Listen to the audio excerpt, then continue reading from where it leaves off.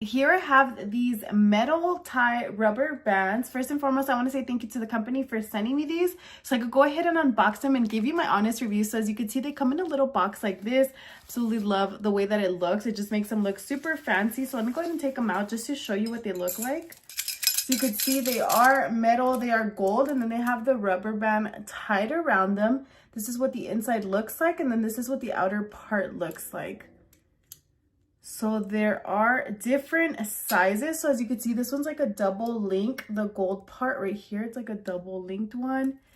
This one's like a much wider one. It's a single one, but it is wider. And then this one right here is like a thinner style one. Then rather than just having a typical rubber band or a hair tie just like this, now you can make your hairstyle look much more elegant and change it up with these right here. So I'm going to go ahead and try them out and let's see how they look like. All right, so I went ahead and tied my hair back using the metal rubber band. So I'm going to turn around and show you what it looks like.